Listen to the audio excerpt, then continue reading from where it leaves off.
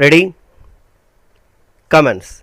We in this country must not think of approaching our objectives through conflict and force. We have achieved many things by peaceful means, and there is no reason why we should suddenly abandon that method and take a to violence. There is a very special reason why we should not do so. I am quite convinced that if we try to attain our ideals and objectives, however high they may be, by violent methods, we shall delay matters greatly and help the growth of the very evils we are fighting.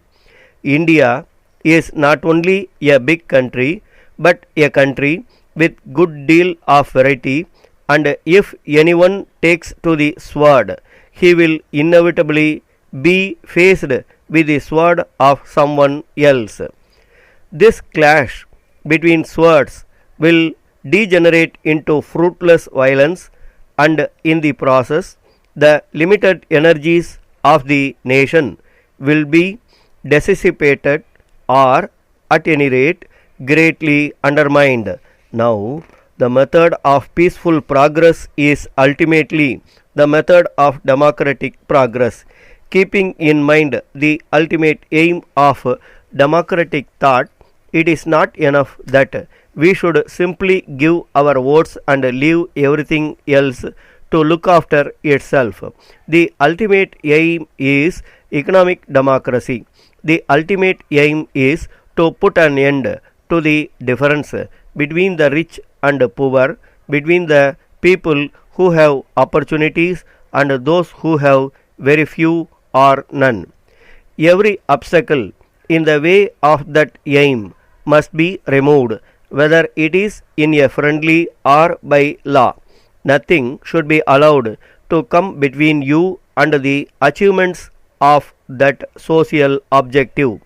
A plan of this type does not merely mean establishing a number of factories or increasing production in some instances. That, of course, is necessary, but something with a deeper significance, something that aims at the gradual development of a particular structure of society, has to be achieved. Of course, you and I cannot lay down what the next generation must do, nor can we predict what the next generation will be like. In these days of rapid technological advance, no man knows what the world will be like in the future. Because India is technologically backward, we sometimes discuss our big problems in rather static way, forgetting that the very ground under our feet is always changing and may be slipping away. Unless we change with it, we may stumble or be left behind.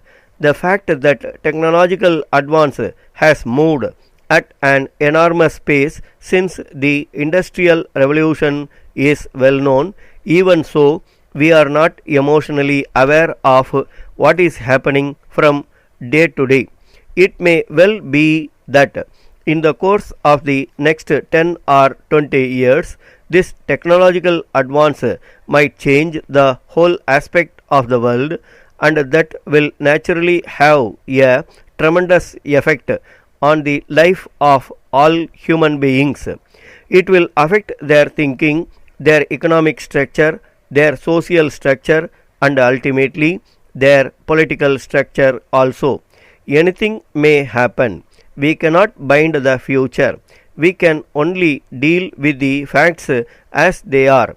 I mention here these broad factors because I feel that our minds must have that dynamic quality, that quality of vision, that revolutionary quality which even our experts lack, not to speak of the average layman.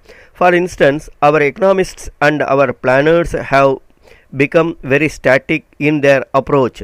We talk of revolutions believing all the time that a revolution is a process in which you can break one another's heads. Good or bad, a revolution is something that changes the political structure of society.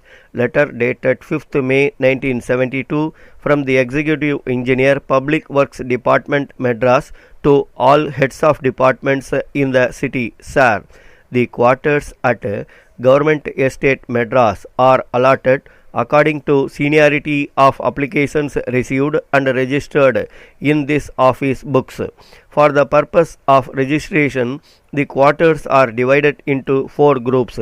The government employees are classified into four groups in accordance with their pay and are allotted the quarters to which they are entitled. Consequent on the revision of scales of pay, the government have been addressed for orders for refixing the grades for the various types of quarters, and their orders are awaited.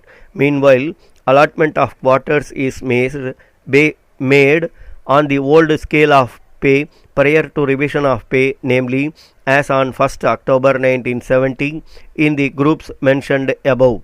Of late, it is noticed that most of the applicants who have registered their names have not communicated their periodical changes in their pay designation, etc. Applicants should therefore furnish full particulars to this office promptly to ensure that allotment of quarters is made in conformity with seniority of registration of applications. I request you to intimate such of those persons working under you who have registered their names for allotment of quarters to furnish to this office information regarding their present pay on the revised scale and the year of registration to enable this office to take necessary action. Yours faithfully. Stop.